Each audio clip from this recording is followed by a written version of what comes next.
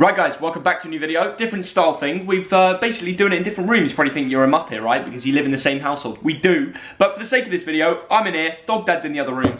And pretty much, we're using the stereo app, which is you can have these one-on-one conversations. Links in the description to go watch us live next time, because you can send in your messages and basically we'll react to them, as you'll see in this video. I think it's time we get straight into Arsenal, Thogdad. Absolutely. Well, I've gone for a fella who was a free transfer from Chelsea, who's got a contract for 3 years.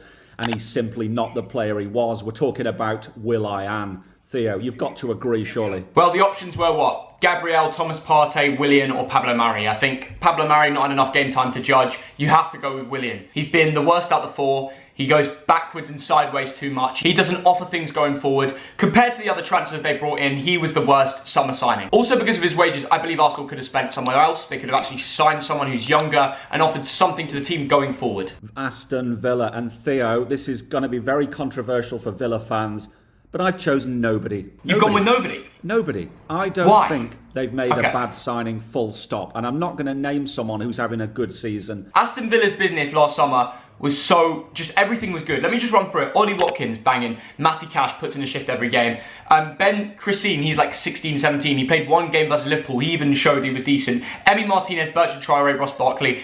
Everybody's been class. I agree with you, Dad. Now, Brighton and Hove Albion. I've gone for a former England international who came on a free from Liverpool. He was wonderful at Southampton and Liverpool. It is, of course, Adam Lallana. I just think he's not living up to expectation. Yes. Well, I tell you what, he took a massive wage cut to go to Brighton, and I still think he offers a lot in the dressing room, and he has a lot of experience. So I won't say Lallana, but I'll say Zakiri. They signed him from the Swiss League. He's only played 2 games this season. We've watched both those games on live streams, and he misses too many sitters. There's been moments where he could have drawn and won games, and he missed the sitters, and he's not got in the team since then. And Brighton are in the market for an in-and-out goal scorer, and they wouldn't be if Zakiri was banging them in. So maybe it will change in the future, but right now he's the worst signing. Now, Burnley, Theo, and I'm afraid I had to go for a Bolton lad called Dale Stephens, a central midfielder. Now, we saw him have a good game against Southampton in September, but since then, he's faded. He's just not lived up to expectations. Dad, he only came in as a backup from Brighton, as we were just talking about them.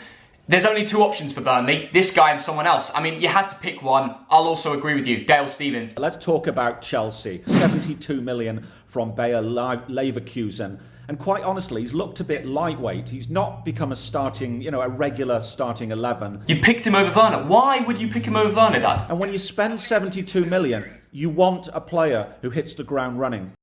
Dad, it has to be Werner. He misses every game. Can't believe I'm getting called Mug Dad. Yeah, you are Mug Dad. That's facts. The people know. Werner is so much worse. Again, people back the decisions. Let's go for one more. Werner.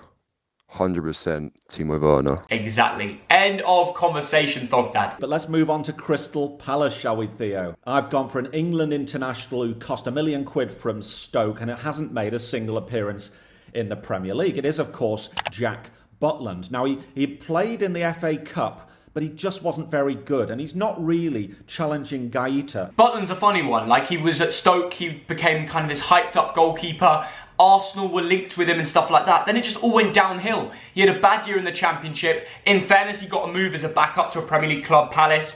But it's just not worked so far, has it, Dad? You agree with me, Theo? Of course I agree with you. And moving on to Everton, and after a lot of consideration, I've gone for nobody. What? How? All the signings have been good. I can't say Allen. People were saying Allen or Decore, which is nonsense. Nkunku for Marseille, 250k. Allen, James Rodriguez, Decore, Godfrey and Olsen. Now, I think they've all been good signings. And if I had to say one, I'd say Nkunku because he's not got in the team yet. He's been playing under 23 games. And when Digne got injured, instead of playing him, who's a left-back, they went with Godfrey. Dad, I completely agree with you. There's not one bad signing in there, really. OK, then let's move on to Fulham, because I've thought of a name here, and it's Ruben Loftus-Cheek. I thought this was an incredible opportunity to really stamp his authority on the league and get some game time. 15 appearances, 1 goal. He just hasn't impressed, Theo. He's 25 years old. He's not a kid anymore. You've got to go with Anthony Knockaert. They signed him for 10 million. Above his market value. Don't know why they signed him for that much. And then they loaned him straight away out to Forest. And now his market value's crashed down to like 3 million. Fulham signings have been incredible coming into this year.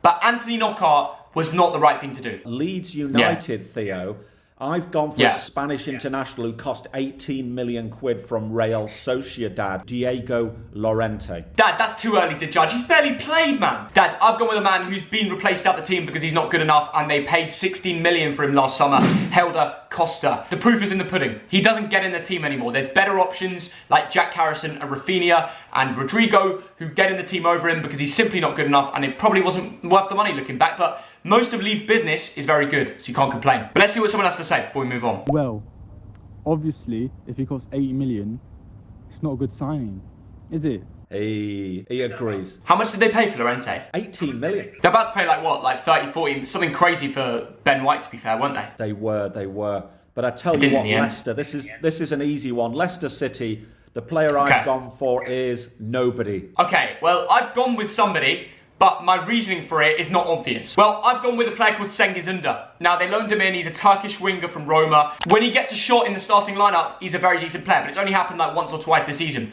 Brendan Rodgers does not have faith in Cengiz. In my eyes, he's a bad signing because Leicester aren't playing him and making the most out of him. But moving on to Liverpool, Theo, I've had to go with a big name here, Konstantinos Tsimikas. They spent 12 million quid from Olympiacos on this player, and he's sat on the bench. Well, we've watched him in a few of the games, haven't we, Dad? We've done a few streams and we've seen him play. He doesn't look ready for the Premier League. From Liverpool, the worst signing, I think, is Minamino. I think, although he's young, I guess, kind of.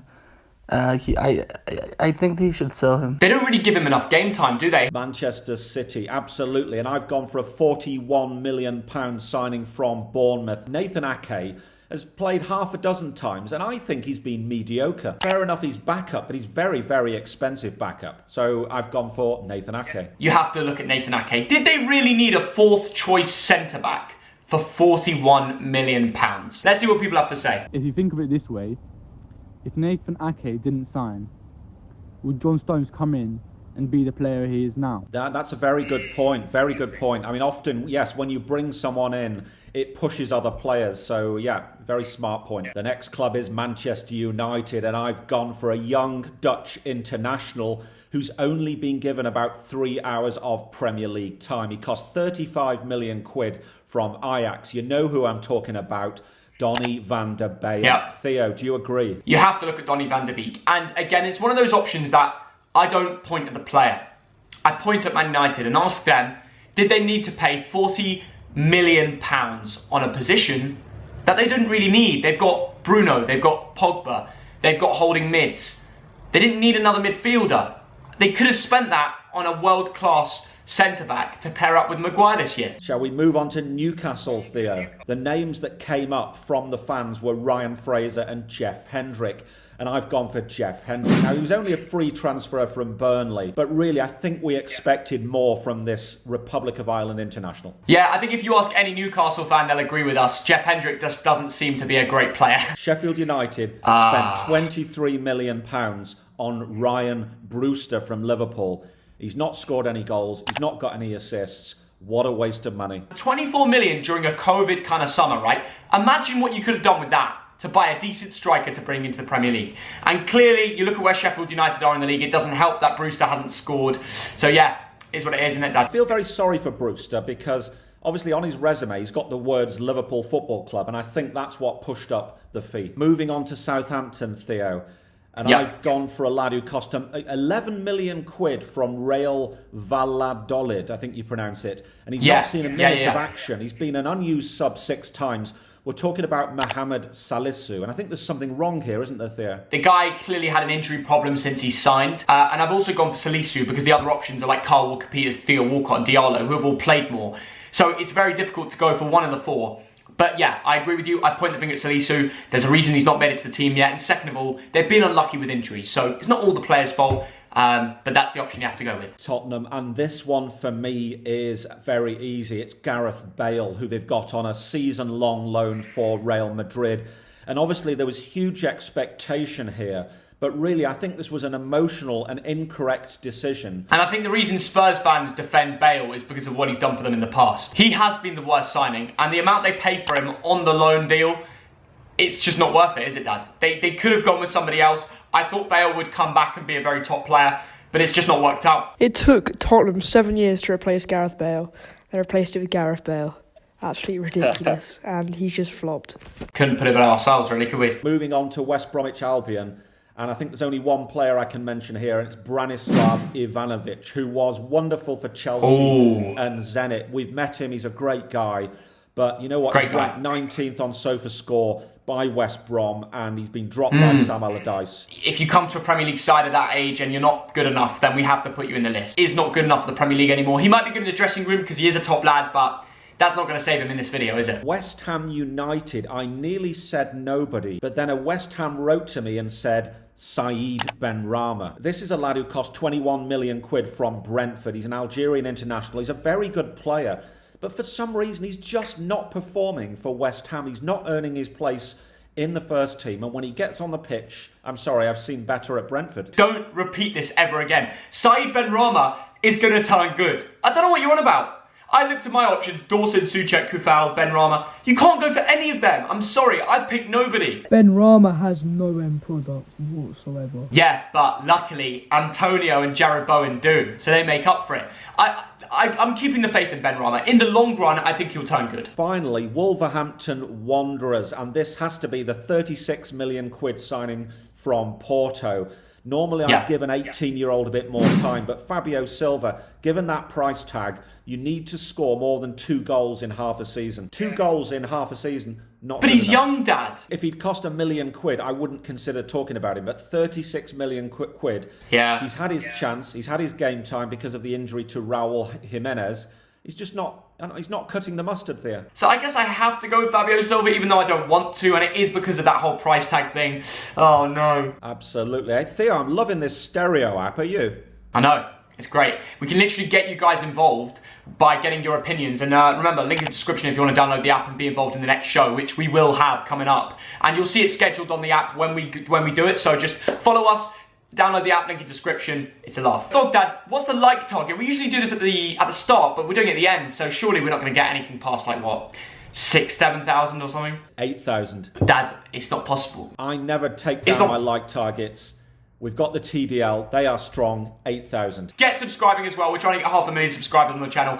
Let us know in the comments if you agree or disagree with any of the options. We're going to be replying, liking comments. We had to pick one for most of these of the summer window from last year. So that is every Premier League club's worst signing. Some of them you just couldn't pick a player. Thank you for watching this video, and we will see you all very soon. Any final words, Dog Dad? Thank you for joining, and everyone download the stereo app. I'm sure you have already. Love that. Bye, guys.